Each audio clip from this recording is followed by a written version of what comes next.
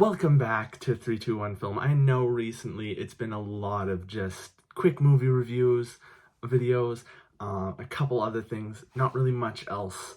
But I'm here again because I really like doing this, doing my end of year kind of favorite films of the past year. So now that 2023 is over, I know it's been 2024 for a week now, but I had to see one more movie. There was a couple more I had to check off to kind of complete my list, and I finally did it. So without further ado, let's get into it. I'm going to go through my top 20 favorite movies in 2023.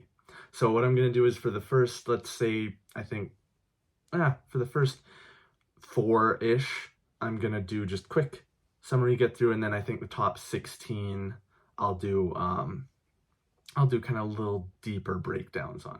Some I'll go faster on, some I'll go slower on. But some, again, this is my list. It's very subjective. Your favorite movies of 2023 might look very different from mine, but this is what I thought was great. This is what I really loved. Some may not be the best movies, but I really had fun with them. Some may be great, but they might not be as high as you would have liked them to be. But so just a reminder, this is my subjective opinion. But I'd love to hear what movies you loved this year. There was a ton of great stuff. It really turned into a great year of incredible films and a lot of surprises along the way. So I gotta say, I'm pretty happy with how this year turned out for movies. I was able to see 108 new 2023 releases, whether it be in theaters or on streaming. So I'll have a full list, a full ranking of every single movie I had on my website, but for this video, it's just my top 20. So without further ado, let's get into it.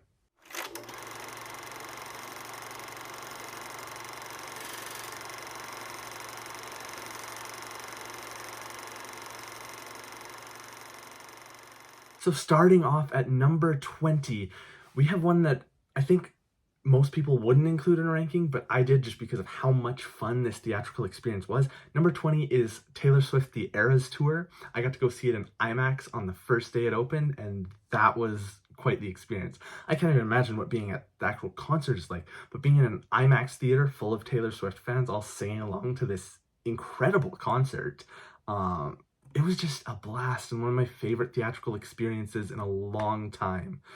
The concert film itself was very well put together. And of course the concert is huge. Taylor Swift, she's an amazing artist and put together such a crazy production here. And so it was just such a fun experience. Moving on to number 19, I gotta say Pixar's Elemental takes that spot. I really loved this movie. It was a slow start. I was there like one of the first couple days and was really sad to see it underperforming, but I think over the summer people kind of discovered it and fell in love with it. But it's a really, really charming, wholesome, sweet movie about kind of like an immigrant story, and it's got lots of romance and rom-com elements to it as well. So it's a really sweet movie, really fun, and it has a great story to it. It's classic Pixar. I really thought it was quite good, and the animation was gorgeous. At number 18, I have Wes Anderson's Asteroid City. Also, a lot of people did not like this one. I came out of it, I loved it. I loved the questions it asked, the themes it explored.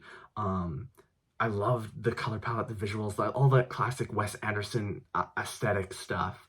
The cast was wonderful, the story was great, but yeah, it really came down to the meaning behind the film, which was kind of, why does there always have to be like a meaning in stories? What is this search for meaning in stories, and is it up to the creator? Is it up to the viewer and stuff like this? So it kind of explored ideas like that, and it was, I don't know, I really liked it. So yeah, number 18, Asteroid City. At number 17, this is one I really liked from the start again, and it's one I've been championing all year. Came out in late April. It's Are You There, God? It's Me, Margaret. This was such a charming little movie. I loved it so much. It was funny. It was sweet. It just dealt with it was such a great coming of age story. I know it's a classic like Judy Blume book. I'd never actually read it, but this movie just told it perfectly. I was really into it, and I loved Rachel McAdams, Benny Safdie, of course Abby Ryder Fortson as Margaret. Like, it was so sweet. I loved it so much. It was really, really a charming movie. At number 16, it's Gareth Edwards' The Creator.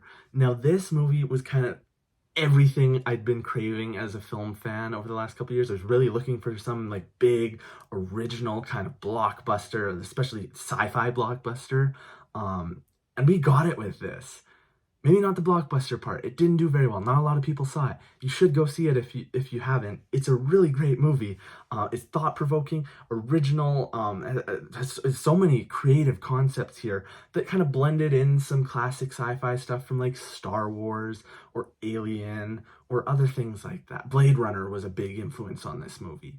But it really proved Gareth Edwards to be a true like sci-fi visionary here. I loved the story. I loved the creativity. The visuals were incredible. Not just the cinematography was awesome, but the CGI was really good too. So I was just really impressed with the craft on display in this film and the unique story being told. So I gotta say, I really loved that this movie exists. I love that it was pulled up. They were able to do it all for $80 million, which is very low for like a big sci-fi epic of this scale. But yeah, I just, it's a visual feast. It's an intimate examination of humanity. And you could tell the passion in the art form from Gareth Edwards and everyone involved in this movie. The Creator, really great. I loved it. If you want more original sci-fi epic films, you gotta check this movie out. You gotta support these kind of things. Go give it a try. But I really loved The Creator. At number 15, we have Justine Trier's Anatomy of a Fall. This is one I knew nothing about going into. I knew it was an international film, and I loved it. I was engrossed from the very start. This is a great courtroom drama that asks a lot of questions, leaves a lot up to its audience to interpret.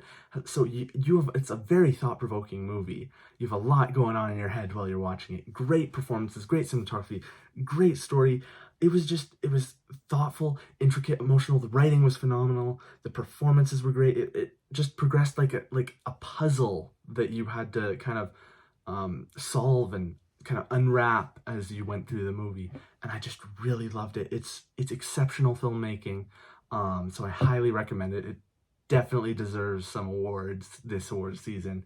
I loved it, so go check out Anatomy of a Fall. I really liked it. Number 14 is Ben Affleck's Air, starring Matt Damon. And seeing Matt Damon and Ben Affleck team up is always a treat, but it's even more of a treat when they're in such a great movie like this. Like, yeah, we've definitely seen movies like this before. It's nothing too new, but it's a crowd pleaser. It's enjoyable. I know we saw it in theaters in April. It came out on Prime in like May. I watched it once. I loved it. I showed my parents. They loved it. That I just thought it was a terrific film. It's familiar, but exactly what you want of a movie. It's got great writing, direction, acting, pacing, and one hell of an 80s soundtrack.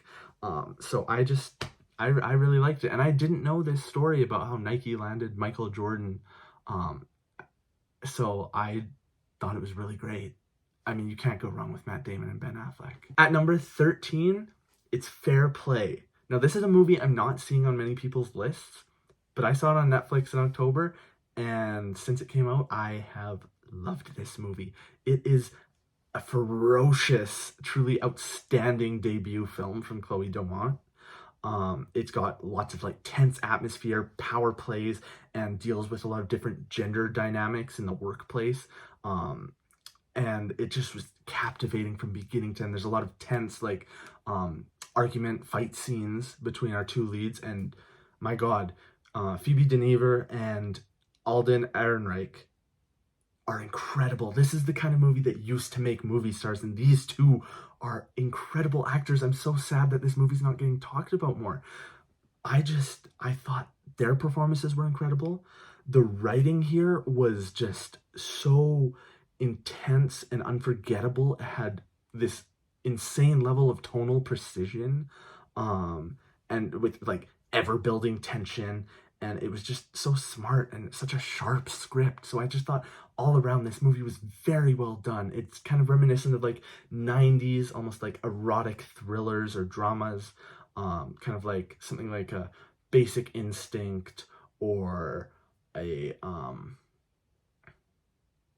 damn, I can't think of it right now, but Fatal Attraction. That's the I'm so sorry for this pause. But it's kind of reminiscent of movies like that, dealing with examining kind of like the duality of female empowerment and the fragile male ego. So I definitely recommend checking this out on Netflix. Fair play. It's a great movie. Coming in at number 12, I have Godzilla Minus One, a movie I really didn't have any interest in before it came out. I've seen like the American Godzilla movies, never actually seen a Toho Godzilla film. And then I saw all the praise for this movie and I'm like, okay, I have to go check this out now. And it blew me away. I've never seen a Godzilla movie this good before. I want to go back and watch all the Toho ones. Because I've only seen the American ones, and those are like Godzilla vs. Kong and some of the more recent stuff. It's not great.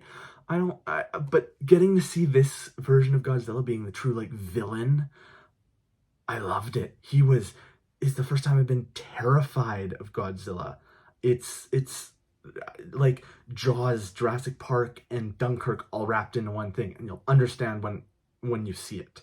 I just thought it was incredible, and I really loved how it had such a compelling human element to it. Most of the time, these Godzilla movies, we don't really care about the humans, but here you cared about the human characters so much. Because I just thought it was great storytelling combined with great technical achievements. It was an incredible film. I had no idea it would be this good, and it completely blew me away. So I just think it's a masterpiece that made Godzilla terrifying again. I loved it. You gotta watch this. It's truly incredible, and the score was so good. I loved it, and I really didn't expect to. I went and saw it, no idea what to expect, and I came out like, oh my god, that was one of the best things I've seen this year. Coming in at number 11, and this one was hard for me because I wanted it to be in my top 10, but it just didn't make the cut. It's Guardians of the Galaxy Volume 3.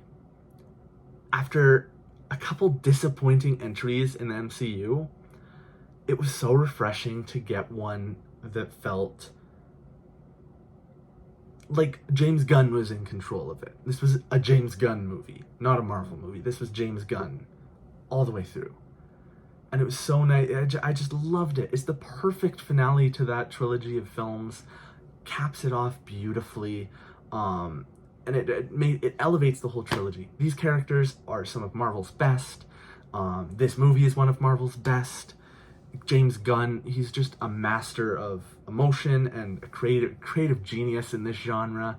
He's got to be one of the best directors working in the superhero genre right now, because he's almost got like an auteurist take on superhero films. Like, you know a James Gunn film when you see it. And so that was what makes me so excited to see his DC universe unfold, because I just love the guy creatively. I think he's got really clever ideas, and he's really creative with storytelling.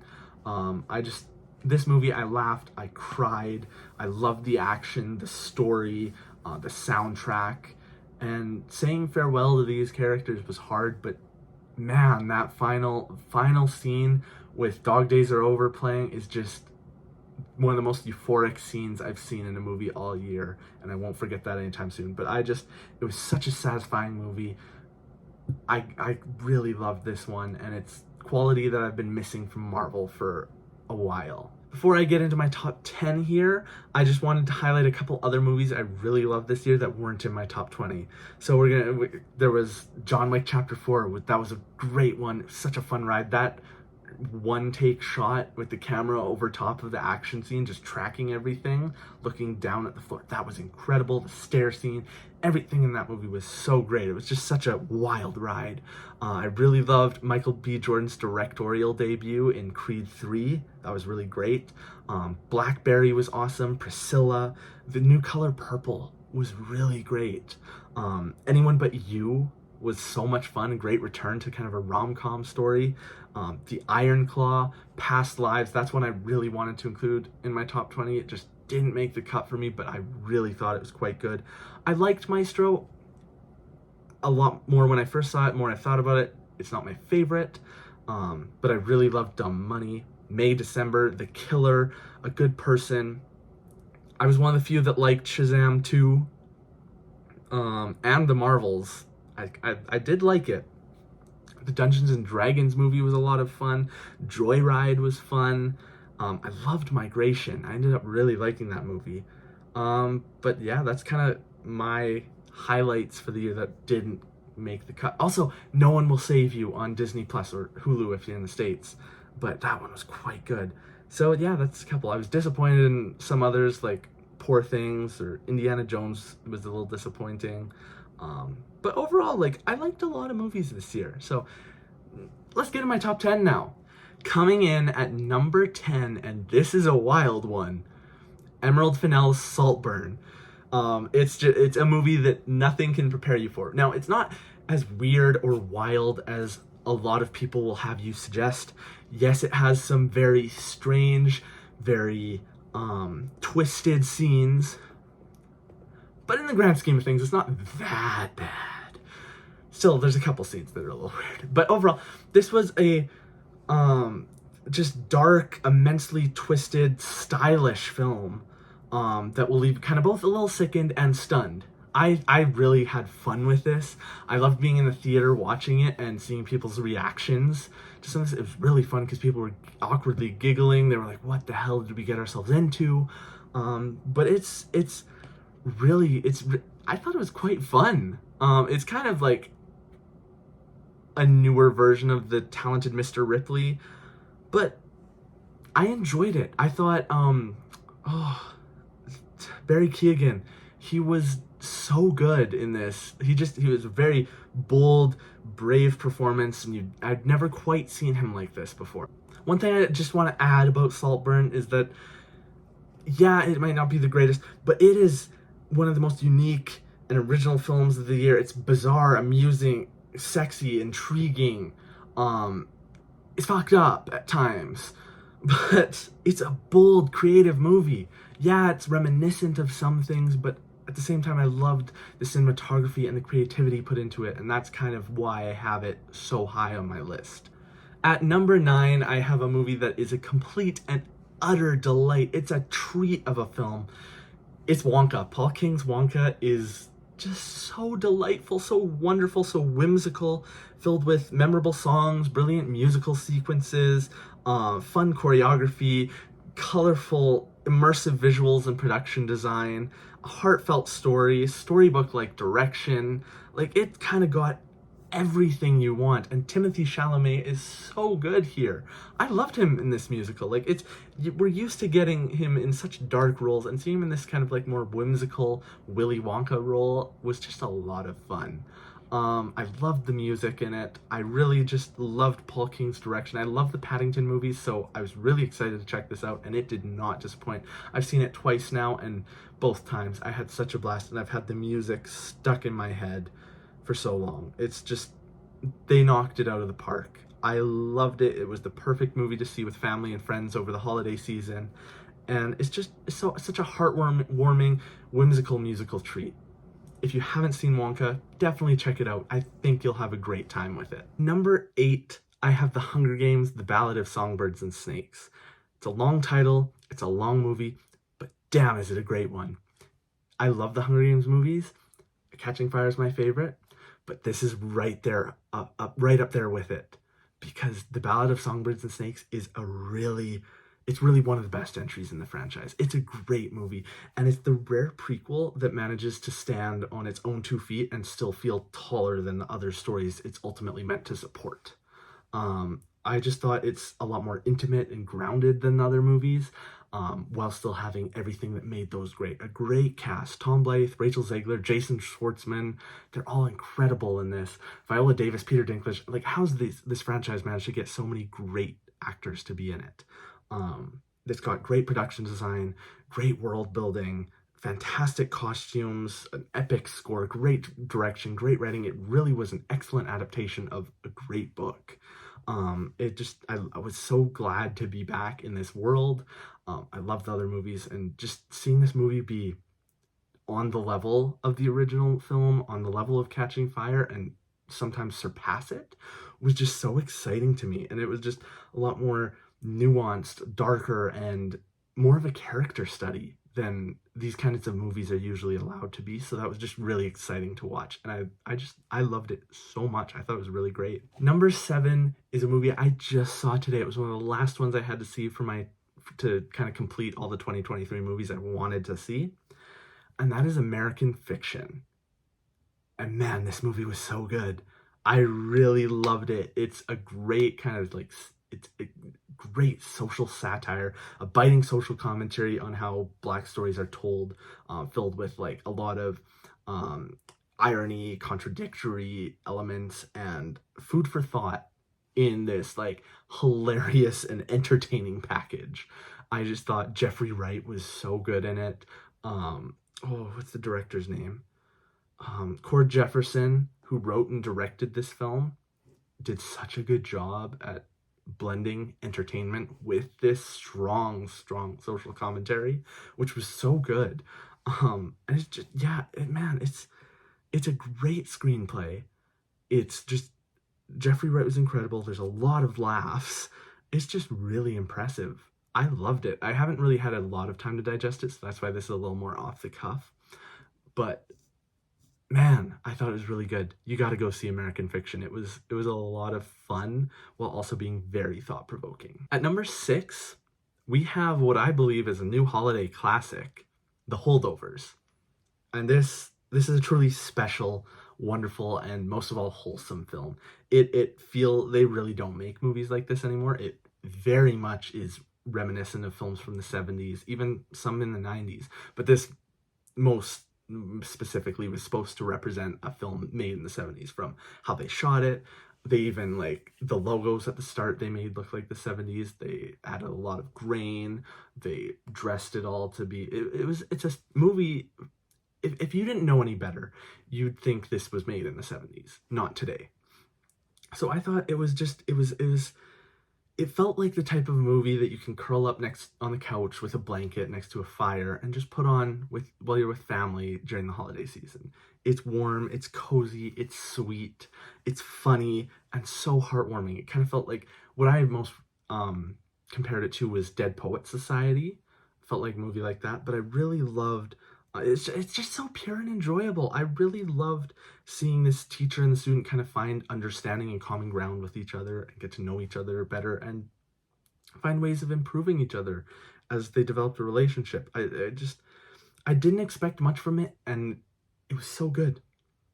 Paul Giamatti is superb. Davine Joy Randolph steals every scene she's in, but Dominic Sessa, who starred as, I can't remember the character's name, but he's the main boy in the movie. He was awesome in it. Like, so well. It's so well done. And one of the most heartfelt movies of the year, so definitely got to check out The Holdovers. I really liked this movie. Getting into my top 5 now, at number 5, it's Martin Scorsese's Killers of the Flower Moon. This is a movie we've been waiting for forever, and it finally came out, and man, this is cinema. This was so good. It's a harrowing, important masterpiece from one of the greatest American filmmakers alive, and it's a monumental achievement from Scorsese. Like, he's brought us some of the greatest films of all of cinema, and this is still one of his best. Like, no one will ever do it like him. It's just incredible. It showcases why he is considered to be one of the greatest directors to ever live. Like, the film itself is impeccable. It tells quite the dark story. It's like an epic tragedy. But like, it's dark, it's devastating, and it's powerful. But horrific. It's horrific in a way. And it's a hard watch, and it's difficult to watch because it's 3.5 hours. So for a lot of people, that will be a difficult watch. But it's still a very hard watch because of how dark some of these real life events were.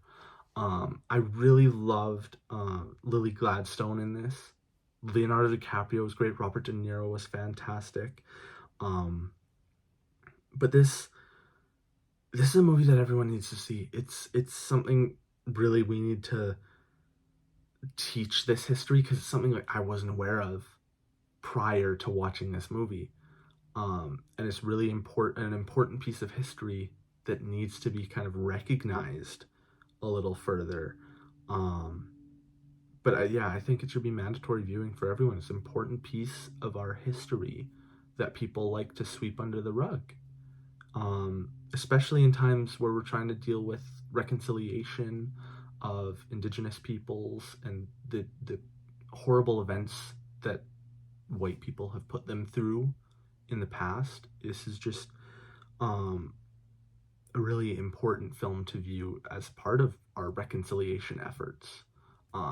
So I think it's the least we can do, at least recognize some of the horrible events that have happened in the past as we try and educate ourselves and be better than generations that are behind us. So Killers of the Flower Moon, I cannot recommend it enough. I really tried to say this okay.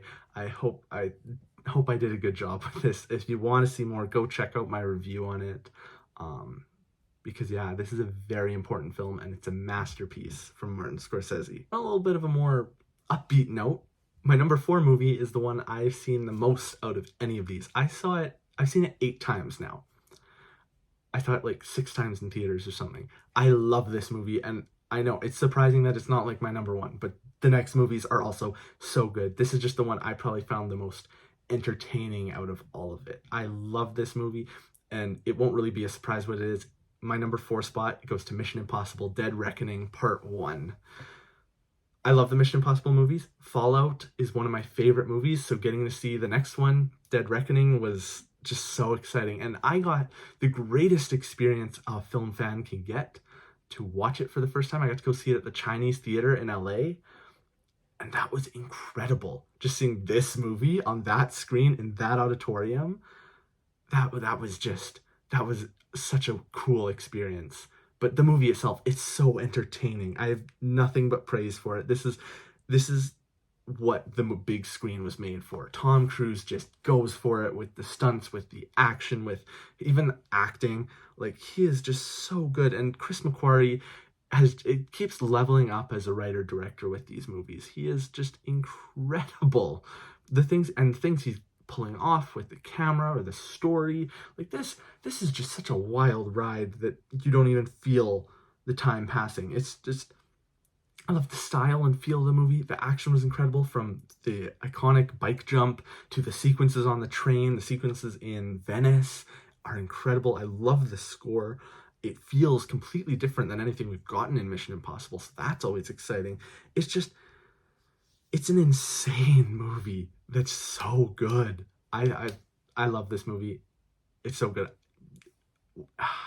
It makes me really sad that a lot of it was overshadowed by the Barbenheimer craze that came out a week later. It just had such a bad release date, but this movie is incredible.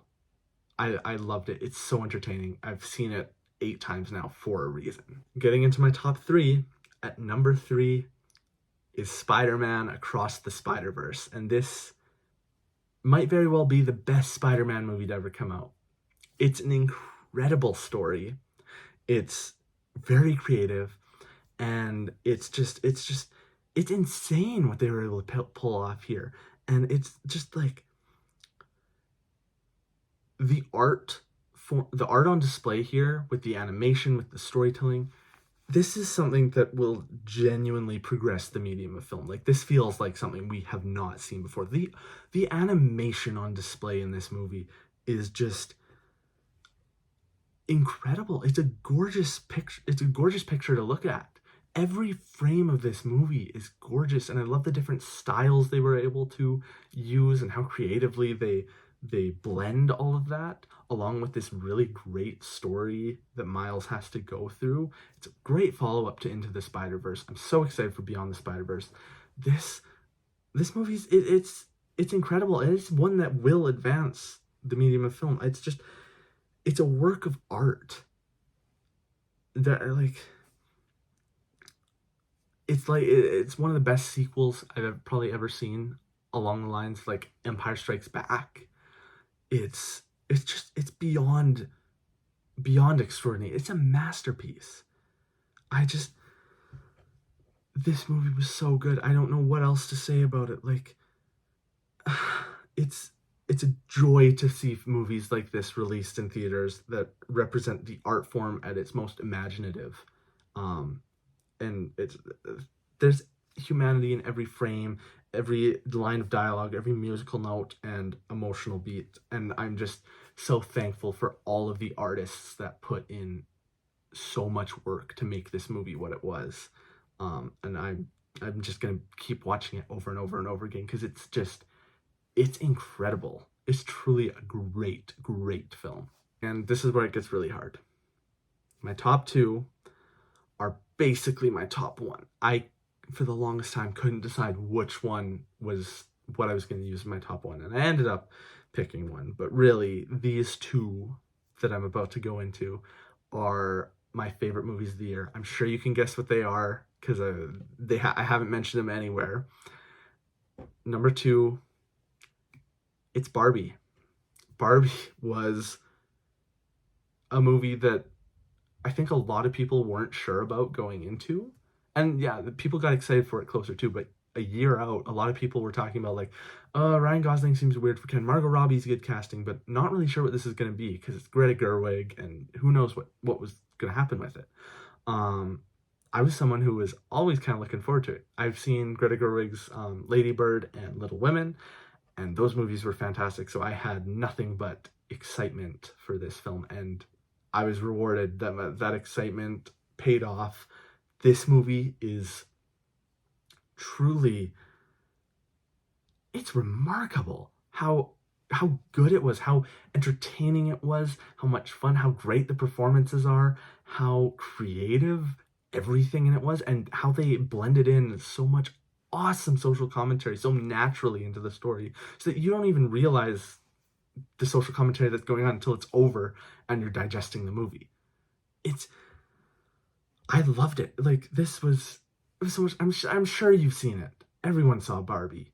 But this movie was just, it's the movie we desperately needed this summer. It was so much fun. It's pure joy, a perfect mix of like existentialism, heartfelt, and important social commentary, and unapologetic silliness. It was just so much fun.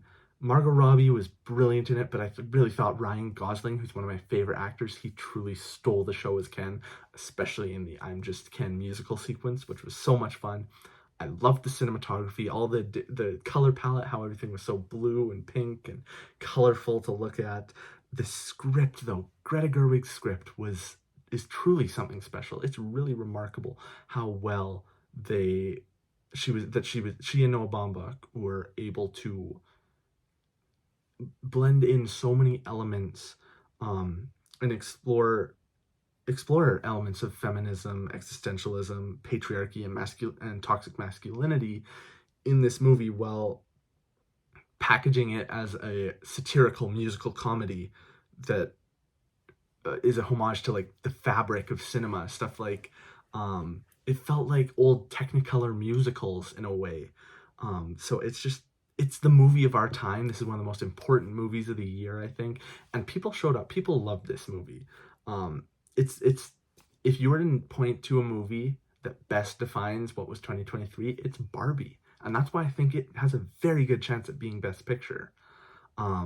It's just an endlessly creative and fun film with so much meaning woven into it. This is an important piece of work, and yet it turned out to be the movie of the summer, the movie of the year. Everyone loved it. It's a blockbuster. It's so much fun, so entertaining.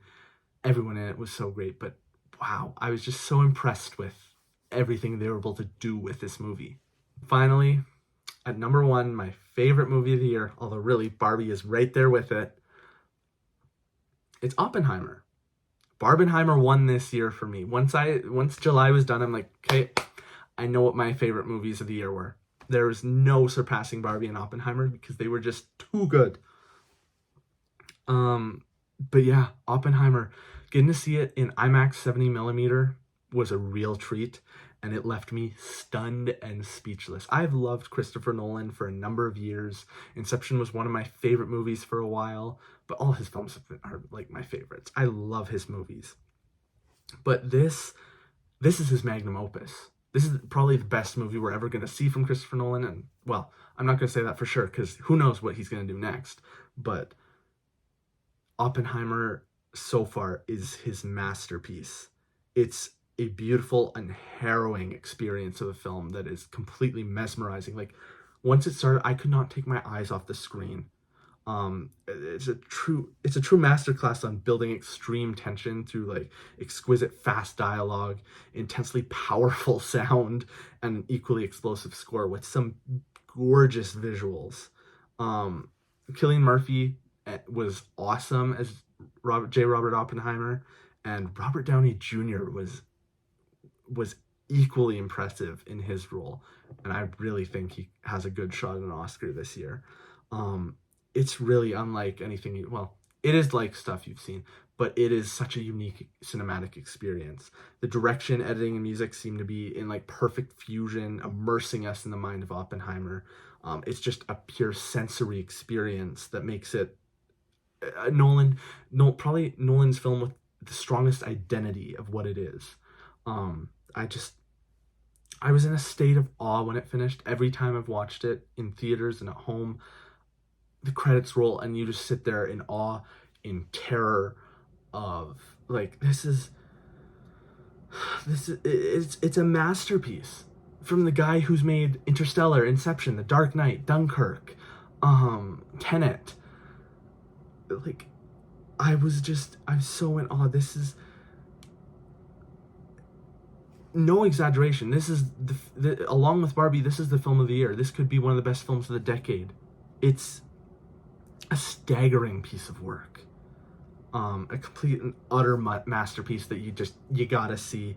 I had high expectations, and this surpassed them in every way.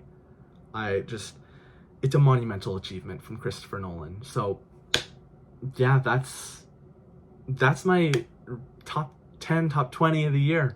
Oppenheimer was truly a treat. Barbie was something really special. Those two won 2023 for me this year. So really, 2023 is the year of Barbenheimer. I think a lot of us are all going to agree with that. But as a whole, this year was really a treat. It's surprising. Normally I have a couple Marvel films up there. I had Guardians of the Galaxy in my list, but there's a lot of original films in here in my list. There's a lot of different genres, different types of movies, different creators, different perspectives, different identities, different actors. This year I found was a great year for like a lot of variants of stories and variants of movies. I really thought 2023 turned out to be a truly great year for movies, even though we're seeing like a lot of our franchises start to die out. So it was kind of a great year for original movies. So just to review my top 20, we had Oppenheimer at number 1, Barbie at number 2, Spider-Man Across the Spider-Verse at 3, Mission Impossible Dead Reckoning at 4, Killers of the Flower Moon at 5, The Holdovers number 6, number 7 was American Fiction, number 8 was The Hunger Games, The Ballad of Songbirds and Snakes, number 9 was Wonka, number 10 was Saltburn, number 11 was Guardians of the Galaxy Volume 3, number 12 was Godzilla Minus One, number 13 Fair Play, number 14 Air, 15 Anatomy of a Fall, 16 The Creator, 17 Are You There God? It's Me Margaret, 18 Asteroid City, 19 Elemental, and 20 was Taylor Swift The Eras Tour. So I think those kind of best summarize this year film. Those were what I really enjoyed. They may not be the best films of the year. As you can see, there are a lot of other ones that are being considered for awards. I'm excited to see what the Oscars turn out to be like this year. But definitely let me know what you think. There's a lot of great movies out there this year. I'd love to hear what your list or a couple of your favorite movies are from this year. So let me know down in the comments below. But as a whole, I think 2023 is really great, and I'm really looking forward to all the different movies that are coming on 2024. And if you haven't checked it out yet, I do have my most anticipated movies of 2024 video posted already. So go check that out. But I hope you enjoyed some movies this year. There was a lot of great ones, and thanks for watching this list with me, because I had a fun time at the movies and just wanted to share some of my favorites.